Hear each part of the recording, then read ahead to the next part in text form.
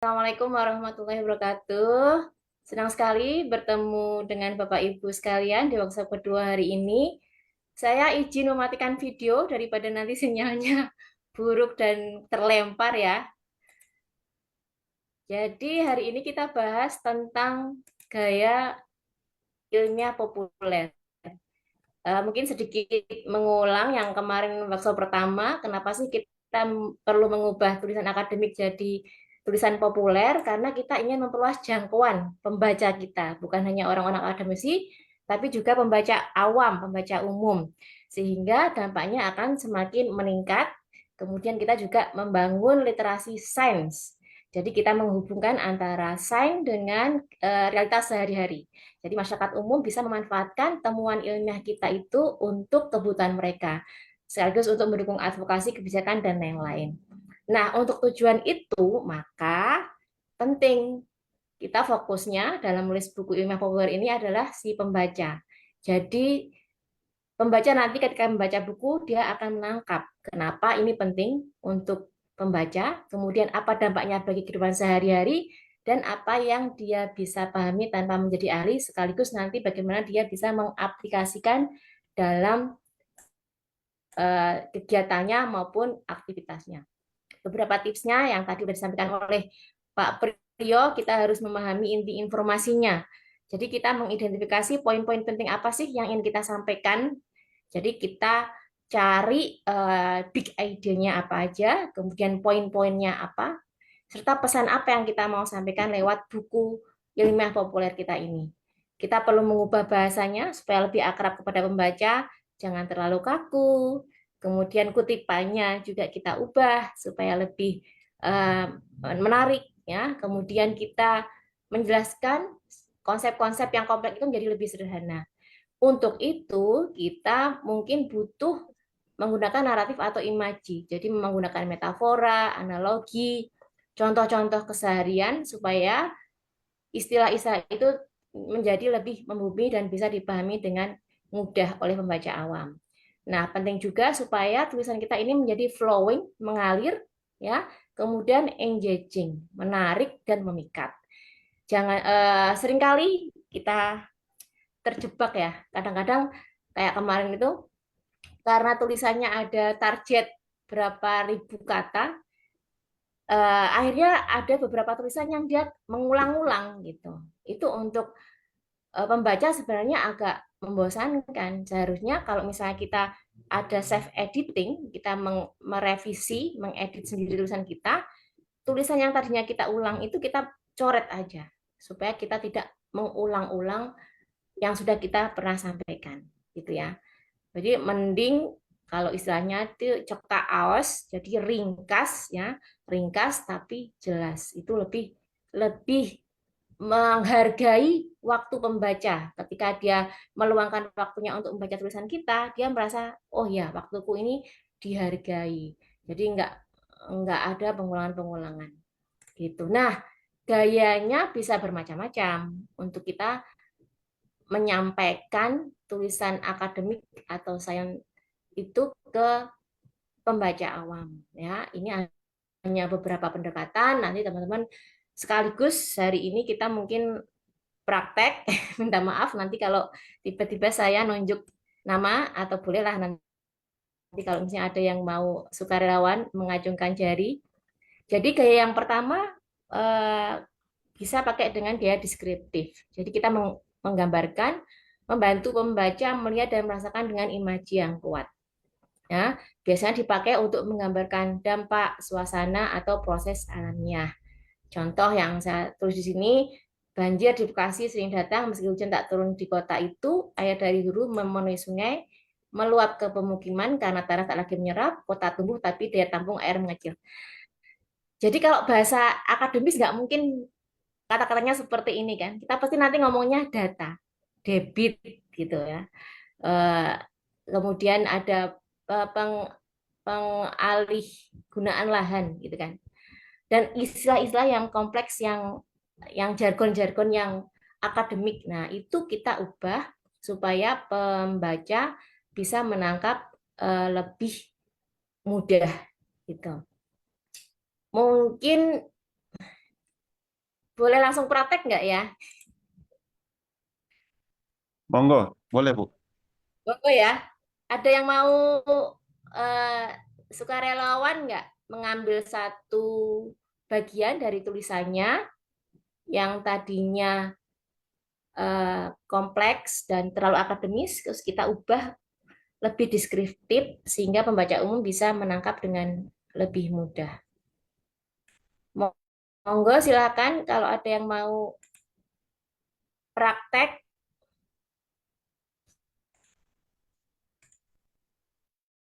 atau ditunjuk. Sepertinya ditunjuk ini, Mbak Nafi. Oh ya, boleh. Kita tunjuk ya. Eh, Nyuwun sewu. Nih, ada ahlinya loh yang suka nulis buku, Pak Kusmar tadi. Pak, boleh sharing Pak contoh dari buku Pak Kus yang dari apa jargon kompleks dan akademik diubah jadi bahasa yang lebih mudah dipahami pembaca. Nyon sewu ya Pak Kus nggih, Pak Kusmar tadi ikut minta tolong ini diberikan contoh. Ngapunten. Ini Iya, juga Bu Nafi. ya, Saya nyimak. Ya, ya, ya.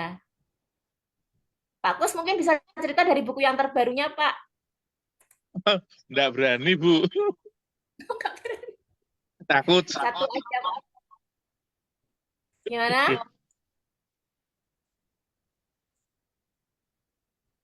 Iya, Pak Kosmar tadi Mbak Nafi menanyakan tipsnya supaya terasa lebih renyah begitu ya, Mbak Nafi? Oh Kalau iya.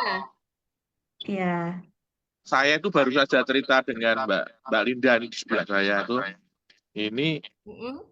supaya menjadi renyah itu, saya mulai dengan mengumpulkan kutipan-kutipan, Bu. Yang agak ngebom-ngebom gitu, agak suaranya pendapatnya lebih kuat, lebih mengena, itu saya jadikan, saya urutkan sesama beberapa buku yang sudah saya baca, dan mengumpulkan kutipan itu butuh rata-rata ya 1 tahun 2 tahun, Bu, kita kumpulkan. Berarti kalau kutipannya sudah, istilah Jawanya nendang, Heeh. berarti kita nulisnya ikut-ikut nendang gitu. Saya diajari Pak Priyo, Mbak Nafi, Bu Nafi. Oh iya iya iya. Iya, Terima kasih Pak banyak Priyo itu Pak yang Kus. ngajari.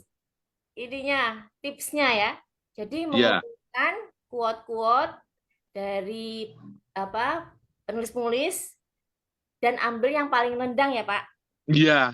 Saya Nah, buku terakhir yang kembali ke Ibu Pertiwi itu, saya dari 115 halaman kutipan saya temukan selama 1 tahun. Kayak di satu tahun itu kutipan sampai 70 lembar, Bu. wow. Terus yang dipakai? Yang dipakai ya 80%. Oh ya. Tapi yang nendang-nendang yang sesuai dengan eh, tema-tema tulisan itu, saya jejer, saya atur terus, naik turun, saya tata terus, sehingga di antara kutipan itu saya bicaranya lebih leluasa, karena di antara yang nendang-nendang, kalau saya nggak ikut-ikut nendang, kayaknya Oh, datar itu. oh Saya gitu. begitu. Iya, Oh, keren, keren, keren. Makasih, Pak Kus. iya, iya. Nah, kita dapat ilmu baru Sama-sama. lagi nih. Jadi, supaya tulisan kita ikut nendang, ya kan? Kita ambil tulisan-tulisan nendang yang udah ada itu untuk kita rangkai ya, Pak. Misalnya untuk menjelaskan suatu konsep yang kita maksud yang akan kita sampaikan kepada pembaca. Terima kasih, Pak Kus. Ini salah satu tips yang sangat berguna. Nah, gaya yang berikutnya yang bisa kita pakai adalah gaya naratif atau bercerita. Jadi menyampaikan ilmu lewat cerita atau alur peristiwa. Biasanya kita pakai gaya ini kalau kita ingin membangun kedekatan emosional kepada pembaca, misalnya menyampaikan apa ya, keresahan atau kesedihan atau kemarahan atau hal-hal yang berbau emosi, dan menyampaikan kasus nyata. Jadi kan kadang-kadang kita memakai case studies kan, studi kasus di suatu kampung misalnya atau kawasan. Nah, kita memakainya bisa dengan gaya bercerita. Jadi kayak kita, teman-teman mungkin pernah baca cerpen gitu ya, ada tokohnya, ada karakternya, ada settingnya. Setting itu setting lokasi, waktu, tempat, ada peristiwanya, ada scene adegannya. Nah, itu bisa kita pinjam gaya itu untuk supaya cerita yang menjadi bagian dari penelitian kita ini sampai kepada pembaca dengan lebih mudah. Kalau orang-orang mengatakannya itu dengan storytelling, ya, menyampaikan ilmu lewat cerita atau alur peristiwa. Kayaknya lebih afdol kalau kita juga kasih contoh. Kalau di sini yang aku tulis, di suatu pagi panas, Pak Budi memutuskan menanam pohon di depan rumah. Ia tak menyangka, 2 tahun kemudian pohon itu membuat rumahnya lebih sejuk dan tagihan listrik menurun. Bisa jadi tadi ini itu kita tangkap ketika kita mewawancarai Pak Budi atau kita mengobservasi Pak Budi. Tapi kalau dalam tulisan akademik, tulisan seperti ini nggak mungkin muncul, ya kan? Pasti bentuknya kutipan interview. Nah, Pak Budi mengatakan atau gimana. Tapi kalau dalam gaya naratif yang kita tulis dalam buku ilmiah populer, bentuknya cerita. Nah, supaya lebih afdol, kita mungkin panggil salah satu teman di sini untuk sharing. Ini yang banyak ceritanya nih, Bu Oka, Prof Oka. Monggo Prof Oka, silakan. Sebentar.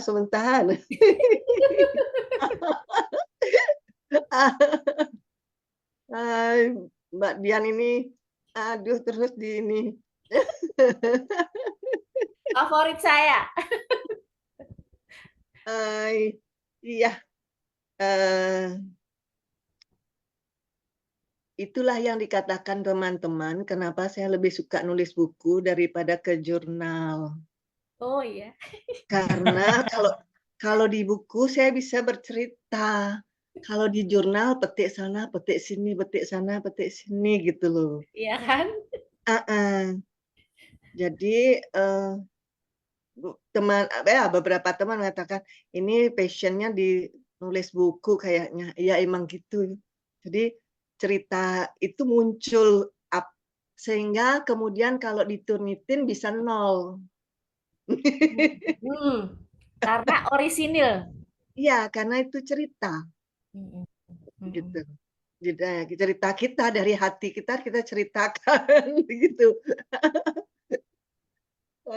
Seperti itu Bu Dian. Ya, terima kasih Prof Oka. Jadi kalau Mbak Dian, ya, saya ingin menyambung. monggo Pak Priyo. Saya itu terkenang dengan tulisannya Bu Uka waktu di Sumeneb ya. Itu di paragraf terakhir, Bu Uka itu menuliskan begini. Di Masjid Sumeneb itu ada kolom di tengah ruangan. Jadi di pinggir 12, satu kolom di tengah ruangan, kolomnya menjadi 13 itu. Nah, Bu Uka itu menulisnya begini. Kolom itu secara struktural tidak begitu bermanfaat. Kemudian secara keruangan dia juga tidak memberikan sesuatu yang lebih daripada apa ya, saya lupa. Di kolom di tengah itu mengganggu lah gitu. Tetapi ini adalah sesuatu yang sangat sesuatu yang tidak terpikirkan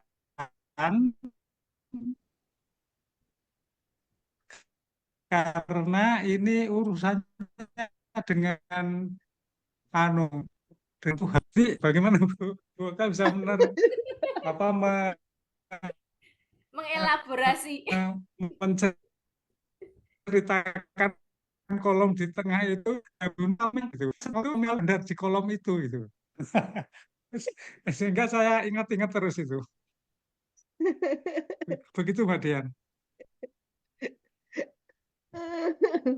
Kayaknya berarti sensitivitas ya, kepekaan ya, melihat segala sesuatu. Atau mungkin bukan lupa ya. Gimana, Pak? Itu ada metode sendiri, Mbak Nafi.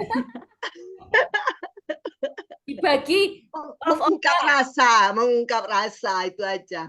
Iya, iya. Menangkap rasa, kemudian berhasil menuangkan rasa itu dalam tulisan. Kayaknya gitu, Nje. Iya. Catat ini rasa, Nje. Nah, nanti aku jadi ingat nih ngomong-ngomong rasa ini ya. Ketika kita sudah sering membaca, banyak sekali bacaan, kepekaan kita terhadap tulisan itu nanti dengan sendirinya juga akan meningkat. Termasuk dalam hal rasa bahasa. Ketika kita terbiasa terpapar oleh tulisan yang bagus, nanti ketika kita dapat tulisan yang nggak bagus, langsung ada yang ganjel gitu. Ada rasa yang, oke, rasa bahasanya nggak tepat nih. Gitu. Jadi emang tadi Pak Priyo ya, nanti nggak di sini ya, masalah jam terbang. Jadi rasa atau kepekaan itu emang mesti kita tingkatkan ya, kita pertajam. Ada banyak caranya ya, antara lain dengan banyak membaca itu. Dan kalau bagi teman-teman yang udah high, udah transcendent gitu ya, meditasi ya dan berdoa dan lain-lain itu juga sebenarnya ada banyak pengaruhnya meningkatkan, menajamkan kepekaan kita termasuk dalam hal menangkap rasa itu tadi. Gitu. Terima kasih Prof. Oka dan Pak Prion sharingnya. Oke, sami-sami. Nah, kemudian gaya yang lain yang kita bisa pakai itu gaya eksplanatif. Jadi menjelaskan karena kita perlu memfokuskan suatu istilah, kemudian topik, pembahasan, penemuan ya, itu supaya bisa dipahami oleh pembaca, kita bisa menggunakan bahasa sehari-hari. Ini yang aku tulis di sini misalnya pohon menurunkan suhu lewat dua proses alami, yaitu naungan dan penguapan air dari daunnya. Itu kalau dalam tulisan akademis pasti tidak seperti ini. Tapi kita berusaha membuat pembaca bisa membayangkan karena dia mengalami ya, dia melihat, dia mendengar ya. Jadi kita menggunakan sense yang dimiliki oleh semua orang untuk bisa menjelaskan apakah itu mekanisme, sebab akibat dan lain-lain. Jadi proses gaya-gaya eksplanatif. Nah,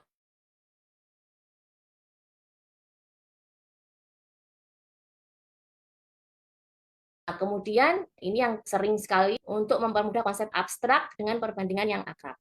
Nah, contohnya di sini misalnya karbon dioksida seperti selimut yang terlalu tebal. Ketika semakin banyak ada udara, bumi semakin kepanasan. Jadi si pembaca punya bayangan karena dia bisa membandingkan dengan apa yang dia alami. Oh iya, kalau selimut terlalu tebal tuh berarti makin panas gitu. Oh, jadi karbon dioksida tuh kayak gitu ya contohnya. Jadi menjelaskan konsep ilmiah rumit dengan cara yang mudah difahami. Nah, ini juga tricky banget ya kalau kita perbendaharaannya kurang dalam hal kejadian sehari-hari ya, atau kita kurang bisa menghubung-hubungkan ya, connecting the dot, itu akhirnya juga kadang-kadang jadi mentok. Makanya kalau tadi Pak Kusmar tadi memberikan contoh, ya eksperimen. Jadi kita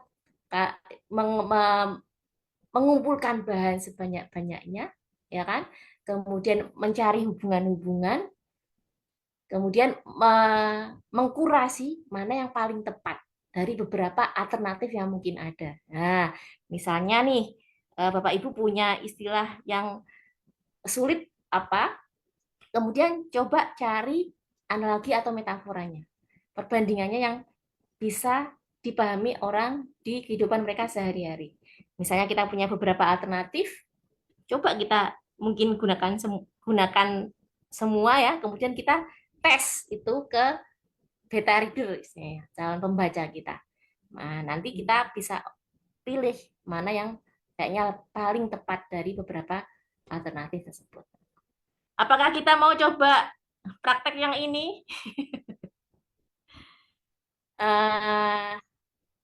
Izin ya, Pak Budiman Syah hadir. Ya, Mbak Nafi. Ya, ya. Monggo Pak Budi mau kasih contoh analogi metaforanya. Waduh, sungguh-sungguh apa? Tugas yang berat, Mbak. Tapi ya seperti yang Prof. Oka tadi sampaikan, sebenarnya apa ya? Disitir juga sama Mas Priyo. Ini soal jam terbang. Mungkin kalau saya sebagai newbie gitu nyoba soal metafora ini. Terkait yang paling dekat Bandung misalnya, saya sempat membuat metafora di depan kelas ke teman-teman mahasiswa bahwa Bandung itu ibarat indung dalam artian ibu gitu, yang terus-terusan menampung kesedihan dua anaknya di utara dan selatan, yaitu Gunung Tangkuban Perahu dan Gunung Malabar. Nah itu sebagai metafora terhadap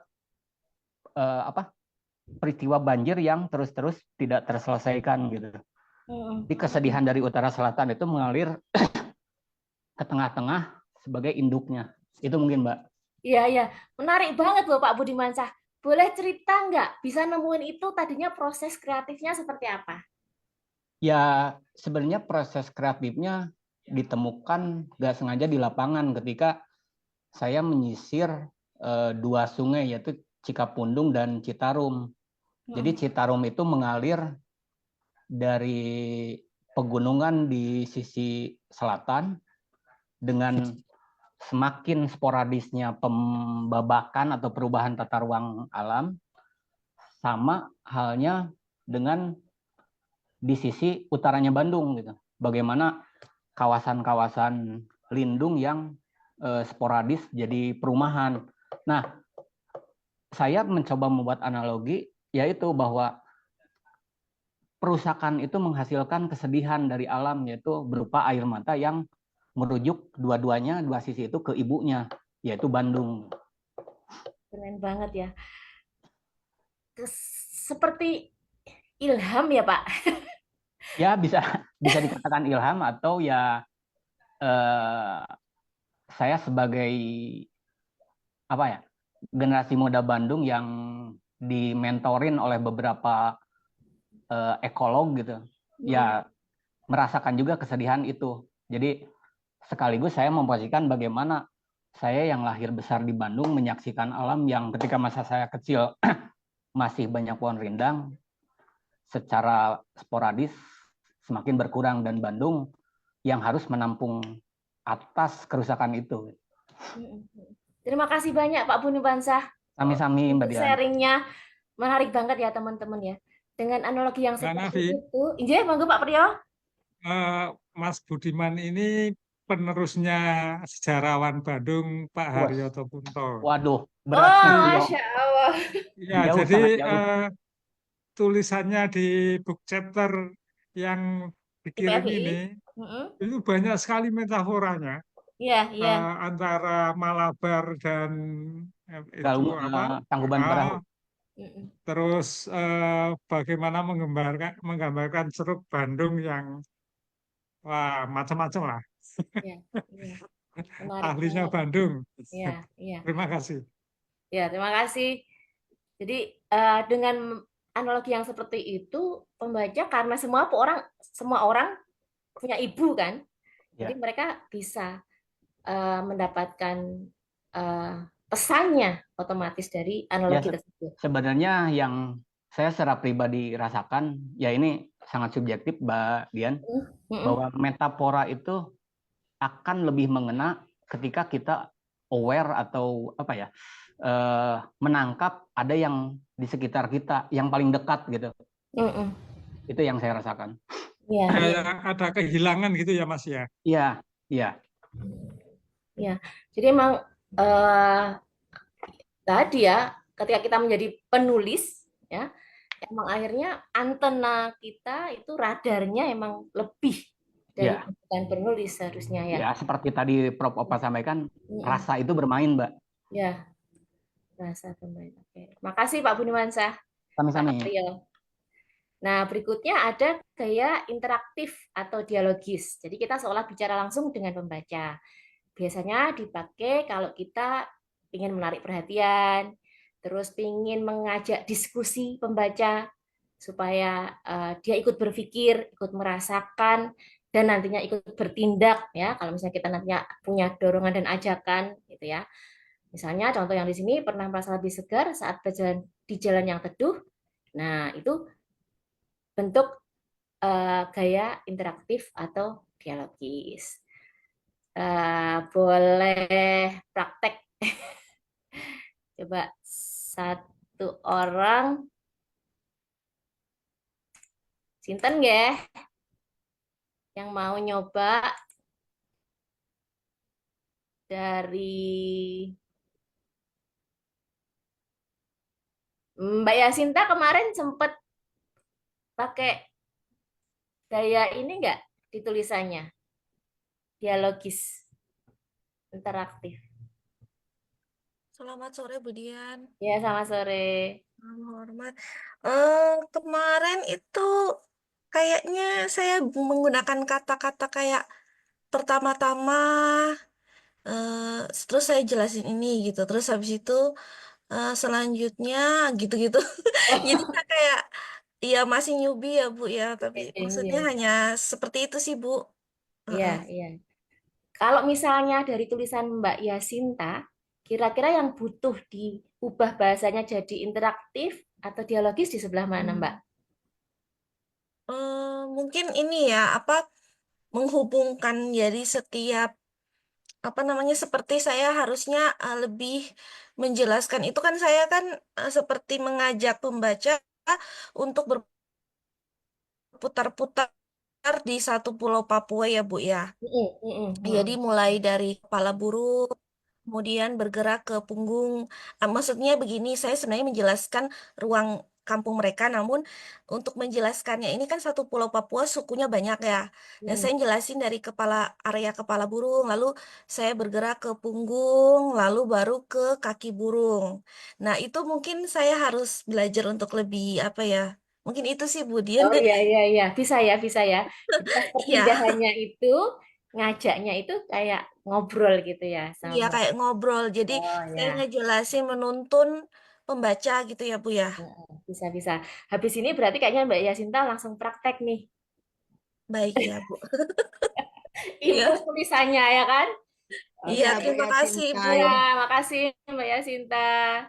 Nah, terus ada banyak lagi sebenarnya ya, termasuk eh, gaya persuasif atau mengajak mendorong. Ini biasanya di belakang ketika kita mau apa kampanye, gerakan, menginspirasi, mengajak, kemudian misalnya ada advokasi gitu ya, itu kita pakainya gaya bahasa persuasif.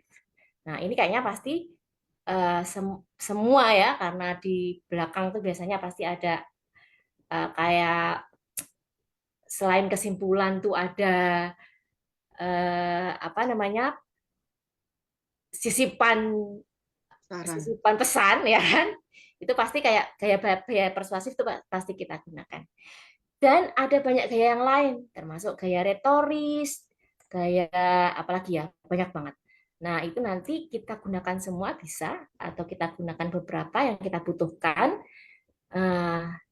Teman-teman bisa nanti praktek di rumah masing-masing, bisa dikumpul ya di Malang ketika kita ketemu.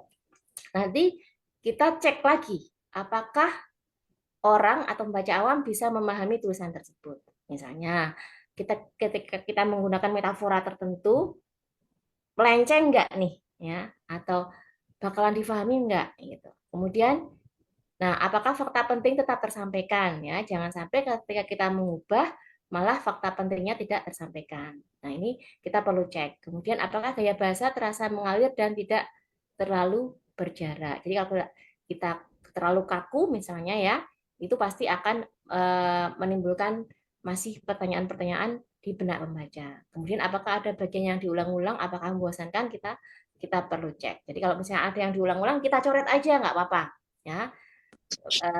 Mending sedikit tapi diisi semua.